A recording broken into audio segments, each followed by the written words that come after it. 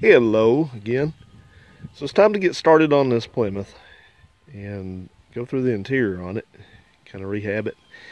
I talked about this in an earlier video, and I'll just kind of recap real quick again. This is a 68 Plymouth Valiant that I bought a few years ago, and I spent the first year or so, year and a half, just kind of sitting around, and then I got pretty serious about getting it going again so I could drive it. And so last year through 2018 I picked at it, and then I got pretty serious about finishing it up towards the end of the year, over the winter last year, and got all the mechanicals done on it. I went through just every little bit that it needed: brakes, fuel system, I had the radio redone, checked out, and that sort of stuff. Most of what it needed. Really didn't need a whole lot, but I did that. So I did all the mechanicals on it, and it's been running and driving fine all year.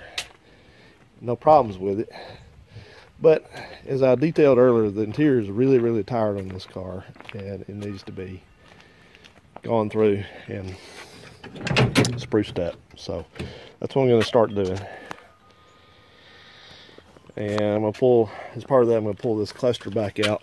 It's got a problem with it. Somehow or another, this thing hangs up, so it won't read the correct speed at all times. The radio still doesn't work. It's not hooked up. And the heater controls, I had to fix those. I had to put another control head in it there. But it works, but it's not exactly right. So we're going to do that. We're going to replace the windshield. We're going to put the windshield's fogged up. That does not come off, this fog. Once it does that, you have to replace it because there's 2 layers of glass and they're delaminating. So I already talked about that, but that's the gist of it. I'm going to start pulling the whole interior out of it. What's left of the interior. Pull the seats out, pull the floor covering out. I'm going to pull the scraps of this headliner out. Those panels back there have got to come out on the sail panels. I'm going to pull all this wind lace that's shrunk. I'm going to pull that out, and we're just going to, and the visors. So we're just going to do all of it. Probably going to go ahead and put new seat belts in it, because the seat belts, as I told you earlier, are pretty rotten and old, and I don't feel like they would restrain somebody in a crash. Plus they're just lap belts. This car, seems to be a little bit of confusion about shoulder belts. These cars, this being a 68, the law about seat belts, meaning shoulder belts specifically, went into effect as of January 1st, 1968. So, of course, the model year starts earlier than the first of the year of 68, or whatever you're talking about. So, the cars that were built between, we'll say, mid-August up through the end of the year of 67 for the 68 model year weren't required to have shoulder belts. They could have them optional, but they didn't all have them. This one didn't have them. This one just has, open the door up again, so this one just has lap belts down here. That's all it has. It's got a provision for the shoulder belts. You can put them in. We go right there. That's where the mounting would be. So it's there. Well, it's the hole for it is. But the part itself isn't. This belt's not.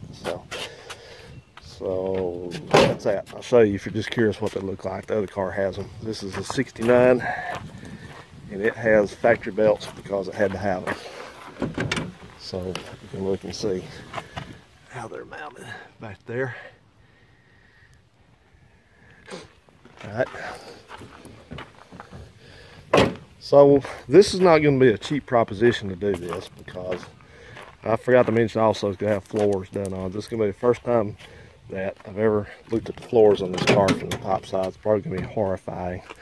But this car has this pad in it, which is the basic. Just that's what they all came with if they didn't have carpet. And somebody has put this underlayment under it. Looks like it goes in a house. So a hole in the seat. I know there's already a hole in the floor down there. So these floors, we have to put pans in it too. So The seat, I'm not sure about this seat, whether it's the original or not. It very well may be. It's been reupholstered. This is not the original upholstery. I already mentioned that. So anyway, at risk of repeating myself, I'm going to just go ahead and end this clip up here. But I want to introduce what's going on. And hopefully it will not take me more than a couple months to get this done. Hopefully by end of November, this thing should be back on the road, because I want to use it to drive around all winter. I said that last winter and didn't do it, but I'm going to try to expedite this. So anyway, we'll get going on it. When I get some stuff pulled out of here, I'll bring you back and we'll take a look at the damage. And this mirror here, somebody was talking about this mirror. This is actually they said it might be a Barracuda mirror or something like that. This is actually, Chrysler sold these mirrors over the counter as accessories, so I think that's where that came from. And I also said, I've said several times I thought this was a 100 with a 200 decor package, because it had most of the stuff that makes up the 200 decor package. It is not. It is not a 200. It is not coded as such on the build sheet. So I was wrong. Fool me. Alright guys, so let me get turning some wrenches. Aren't you here to help me? Huh? I mentioned before, I believe, that this seat's in bad shape, this front bench seat, for a couple reasons. There was a piece of a spring that was in the floor back there at some point, and the seat also, if you look at it, sight along the seat is like going up towards the center, and then it goes back down again on the ends. So not sure what that's all about. Like I said, this seat's been recovered. In case you missed the last couple times I mentioned that, this seat has been recovered.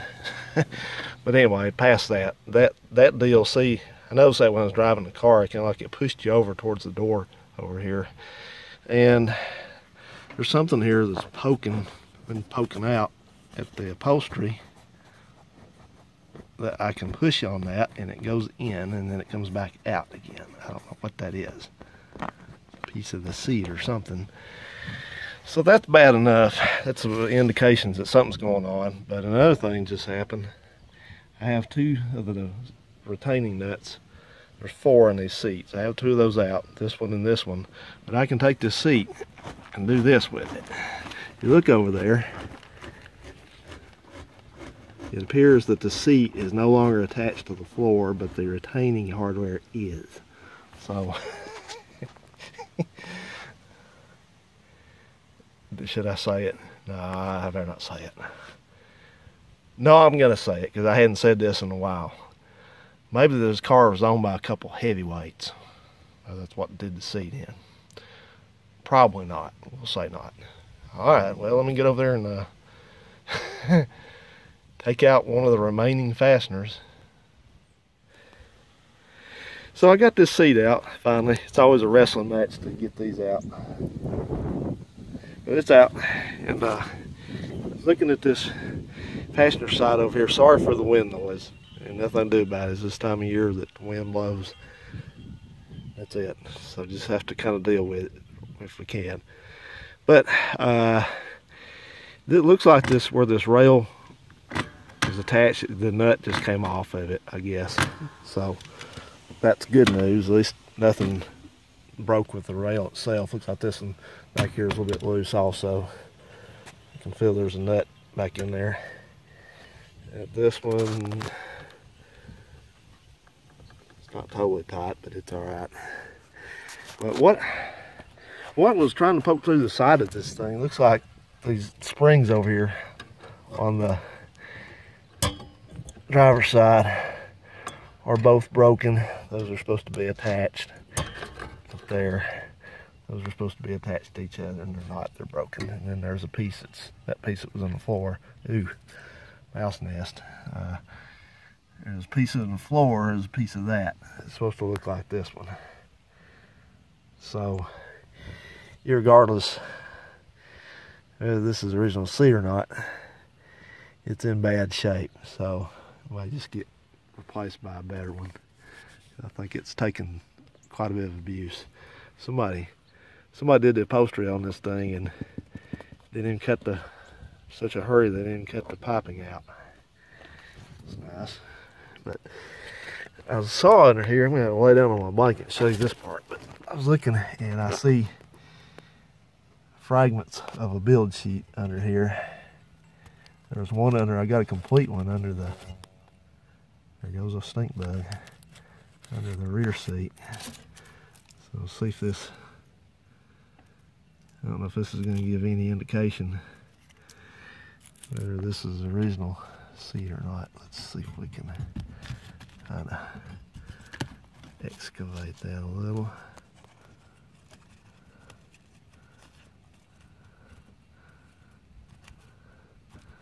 Cause I got, like I said, I got my, oops, I got my original. Oops. Guess this thing is just, this thing is like, it's like that old, years old upholstery, I mean paper, what do they call it? This is going to get away from me very soon here. I'll poke it back down in there. Sorry for this crappy camera work. I saw another piece of that. There's a piece right here, but I'm not seeing anything yet that's...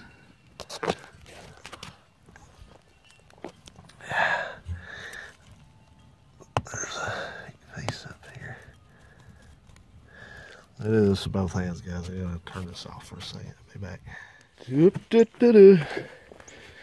Okay, so I took those fragments that I found of that build sheet, broadcast sheet, and took it in to the house there and compared it to my good original, and I found two codes on the fragments that matched the one that were on the matched the original broadcast sheet that I could, you know, the good one. So they match perfectly, so I'm going to say 95% sure this is the original seat in here. But I think I'm still going to replace it because I don't like that crown in it, and it just, I don't think they, I think I was looking through some literature and I think that the seats were different between, like the base model seat and the upgraded bench seats were different. I mean, I know one had an armrest, one was split rear, all that. You could have different options, but since this one's got to be rehabbed anyway and all that, I'm probably just going to try to find a better one. So, and those are the original rears, we know that. They still got the tags on them. But anyway, typical stuff for something this old. It's just the way they go. They age pretty bad, and you can see here that there's the end I wanted to show you. Had to take these seat belts out with a seat. Yeah. These seat belts, as Ben from Texas would say, are icky and gross. They're the originals. They say 1967 4, which probably means the fourth quarter of 1967. This car was built in November of 67, so that makes sense. So anyway, all this stuff, all this old tired stuff is original. So we'll see where we go with upgrading it, make it a better driving experience and safer also. So the next thing I do is come in and take these moldings off, take these rest of these seat belts out, and take the side panels out and start getting this floor covering off here. I don't know what that was. Ugh. So anyway, I'm kind of interested, but I'm kind of dreading looking at these floors. It's always sort of a shock. We got to do it, so let's do it. So something you notice about these seat belts, these lap belts here, not only are they icky and gross, that's not a term I usually use, trust me, but they are old and they're rusted, and these things are not pre-tensioned seat belts. You know, they don't, they're the kind, all modern cars have seat belt retractors that if you have your belts on and you get in an accident, sudden deceleration, it's a little weight in this assembly and it locks the belt up so you can't go anywhere. But these, you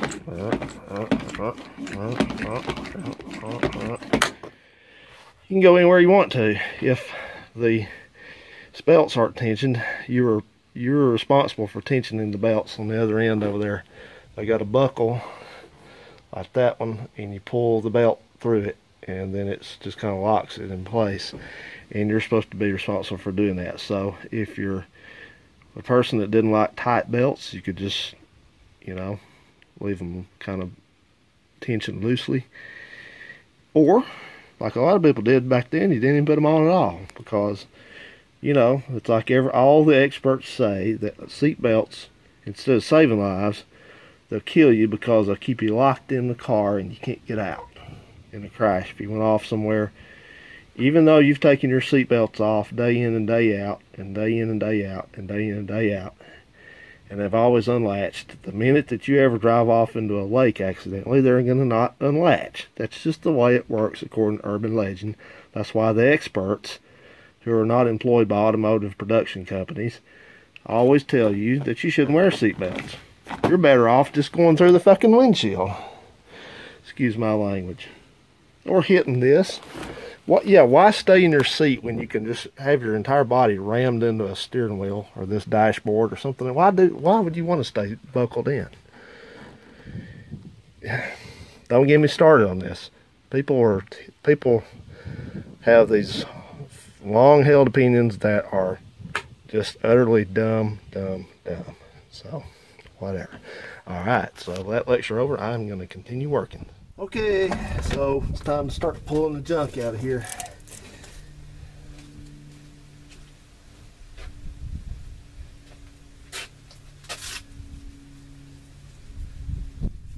So I don't know if this is going to come out in pieces or all at once. Let me get a pad to lay on here. Be on. Right with you.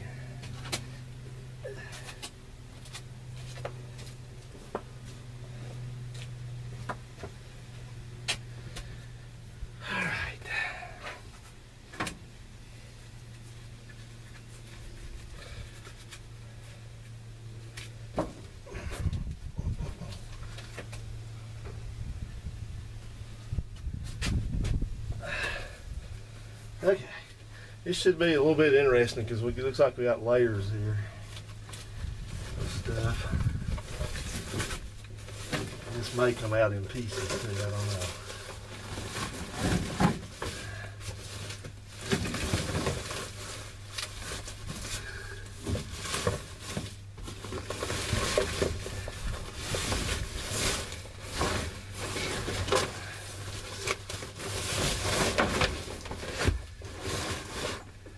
One thing I know, somebody's pulled the padding off the bottom of this. This is supposed to have jute on the bottom. It does not have it. What's that one there? Uh-oh. Uh-oh.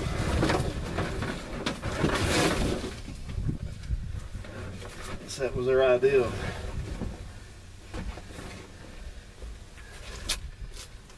I'm doing something crazy. Oh, I thought that was mouse stuff. That's great. I better go look at that. I don't know what that is.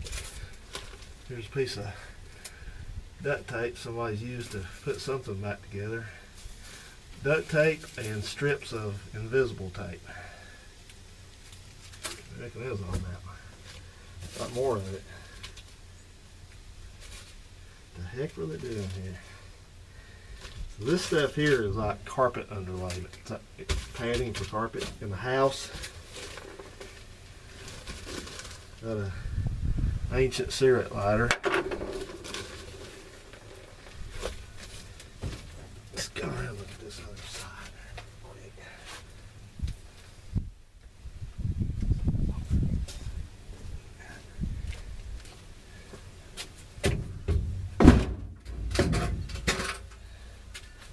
It has all kinds of sand in it too. Oh, that's gravel. I thought that was mouse stuff, but that's gravel. Alright, let's pull this back one out.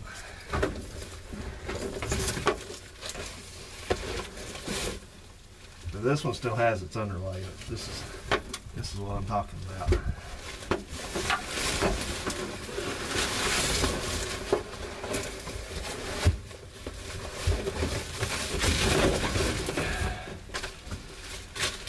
Okay.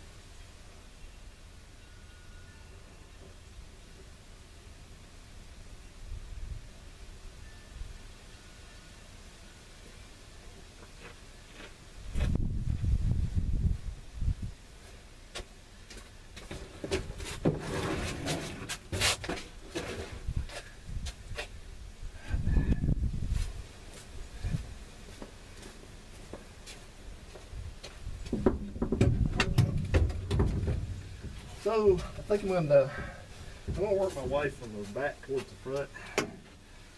So I'm gonna kind of take this loose here. This padding. Get that out of here. Where we can get it out of here. Yeah. I think I got a mask on. There's air blowing everywhere, man.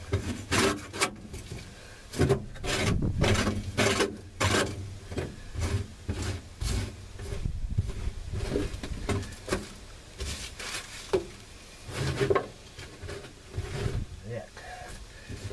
At least it's not rat crap.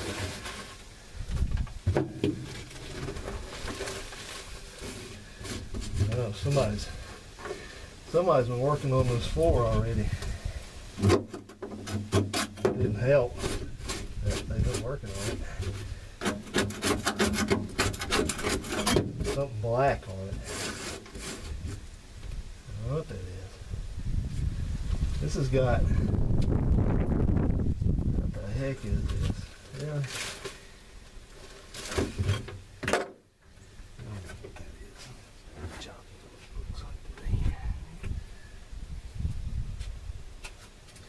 Looks like we've got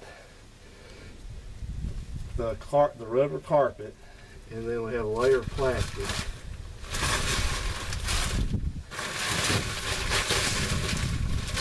Yeah.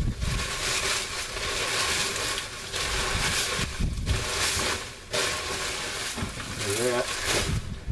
And then we have a couple layers of carpet padding, which goes in the house.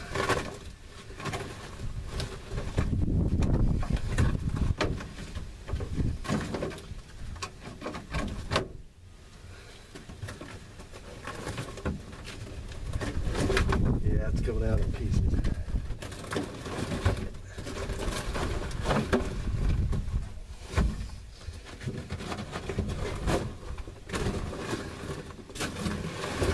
Yeah, somebody's really worked on this floor already.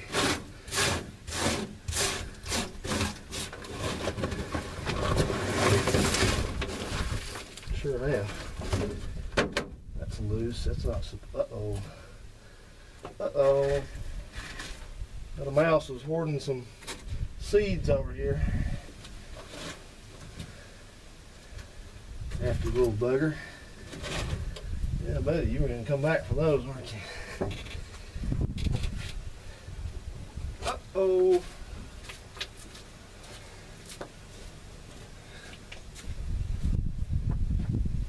I might have to vacuum those up because those are good sunflower seeds.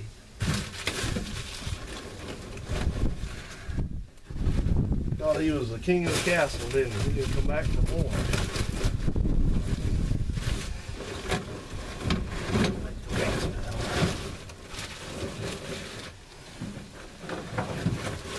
Ooh, yeah. Yeah.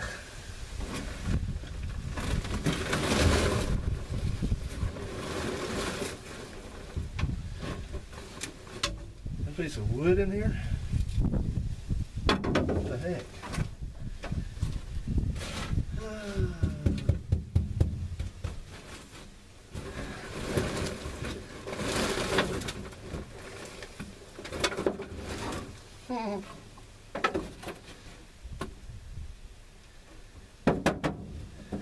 Well, okay.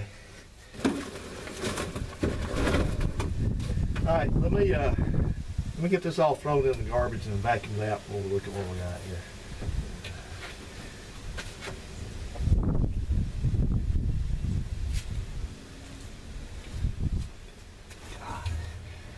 Yeah.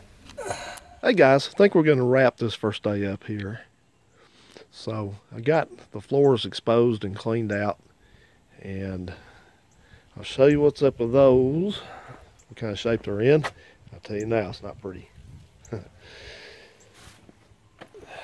But again, it's not anything that we've not seen before. It's just got your basic rusty floorboard with holes in it. That is the cross member right there for the frame, where the that's where the end of the torsion bar connects into the rear part of it. So that's what they call the torsion bar anchor. So that's vitally important that this thing is in good shape, this frame member. And this one looks fine.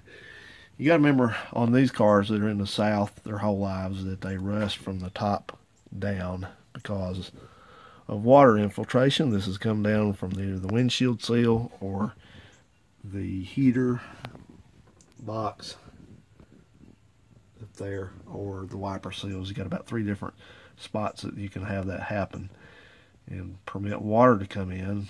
Chrysler wisely decided to put their wiper linkage inside the car, so they've got pass-throughs for the linkage. So I've seen it leak numerous times in here. I knew it had problems. So the interesting thing is, it looks to me like someone has tried to save these floor pans before. They've been in here already, and I don't know what this is, if this is pour 15 or whatever, but it didn't do it. So it's gonna have to have, it's really gonna have to have four pans put on it, because the rears have got holes back there starting, as you can see.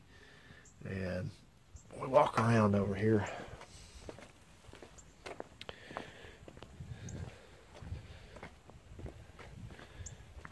you can see that this one's just as bad, if not worse. That's the torsion bar right there. See the torsion bar mount right there. And again, I'm not worried about that cross member really, because I've been under here several times looking from the bottom, and it's solid. It's not rusted. Like I said, I rust from the top down here. If this was a northern car with salt on the roads and stuff, you'd have a lot of rot coming up through the chassis member probably. But this one's just from water coming down. So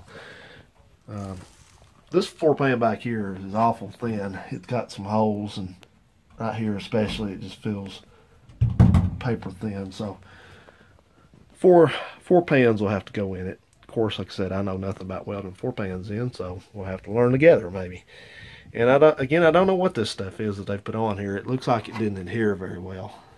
It just kind of flakes up. It feels greasy, or like it didn't, maybe not greasy, but it acts like it didn't cure. Maybe they put something on top of it. It was supposed to air cure, and it didn't because of that. I'm not sure. But either way, that's the deal with it. So yeah, I don't know what they did there. I was going to show you too. This is this pad that I took out of the front, and it looks black because it mostly is black where it was exposed. But if you look down here at this little, where the Chrysler symbol is, it's got a Chrysler Pentastar, and it's got 1611D FX, I think it is, and it's got 67 in a circle there. That's a date stamp, I'm sure of it. There's another one right there, and it says 7/10/67. This car was built in early November of '67. So, but the thing to note about that, you see how that's flecked right there? It has some tan on it.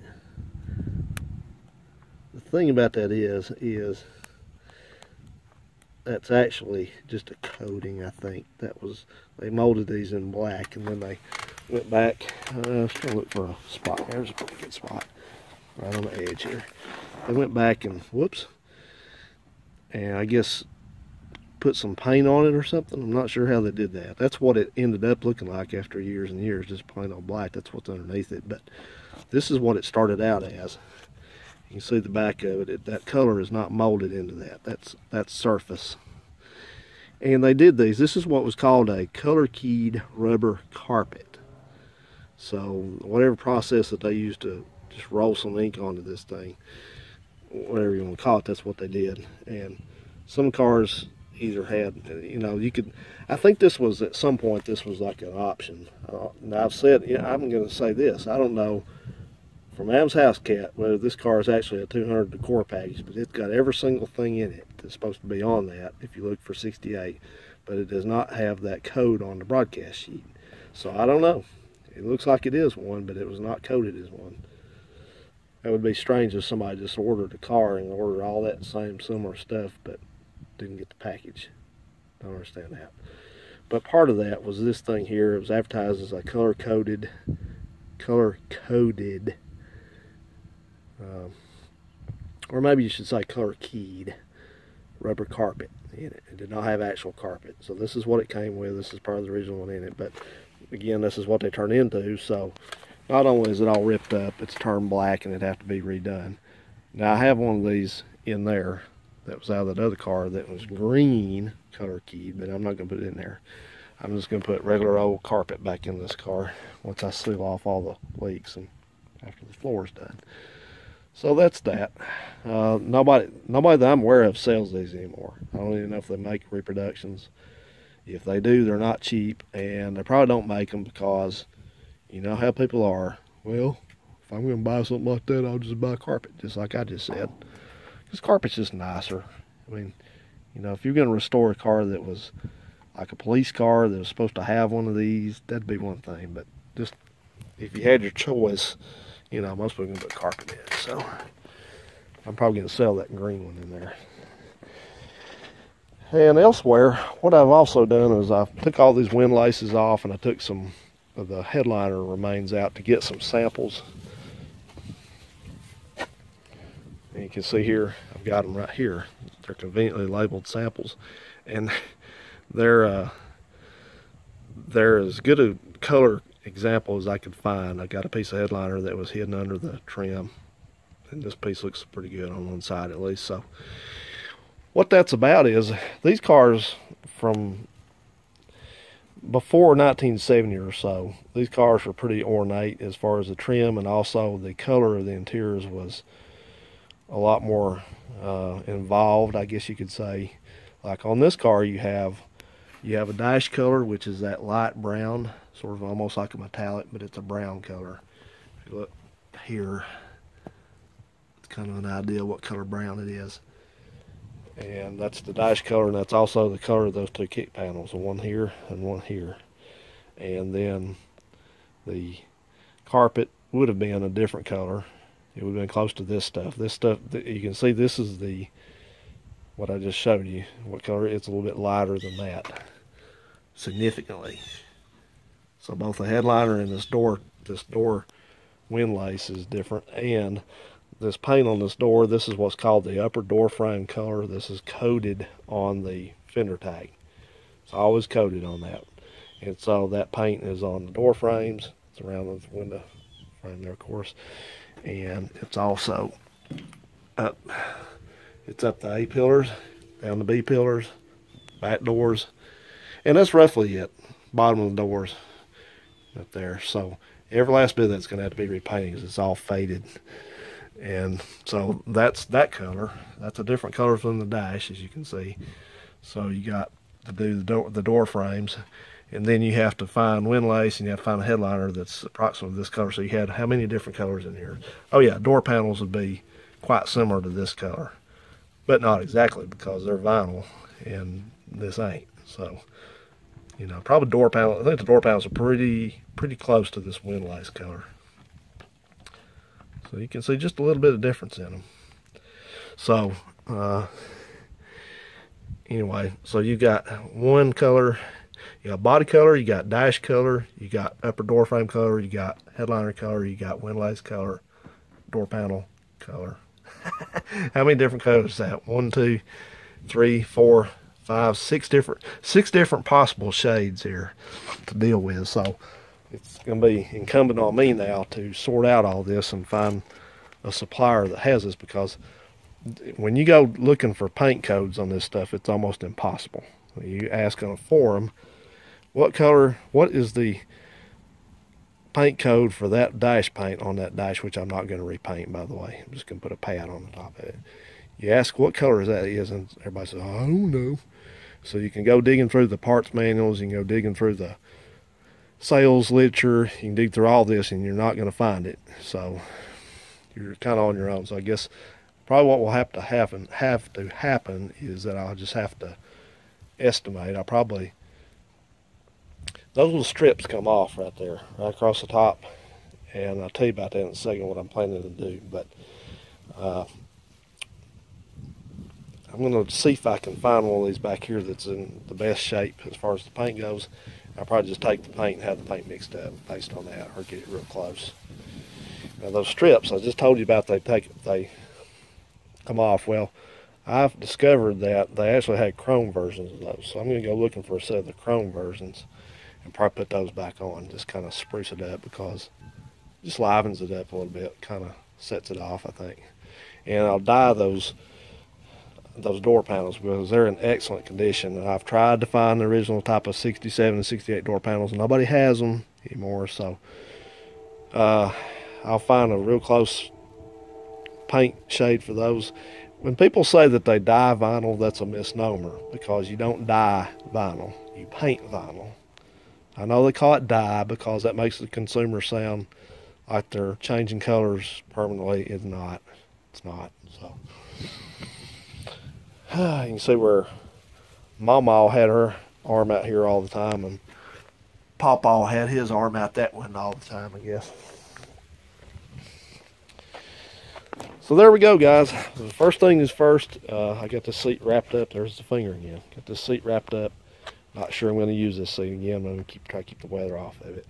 It's got to be rebuilt totally if I do anyway. And the other two are stored away until I get to them. But first things first is going to be, I'm going to go buy a welder. This has been years in the making to go buy a welder. So it's going to have to happen. Got my eye on a couple that I think is going to fit the bill for me. So we'll be doing that soon, because nothing else can happen until the floor pans are replaced on it. So, you know, after that we'll start in on painting and whatever, but have to spend some money first. Hello. I hear a train coming, guys, so let's wrap it up for this day. Been nice hanging out with you. The weather's getting a little better and a little better. Time to work harder. See you then. Later.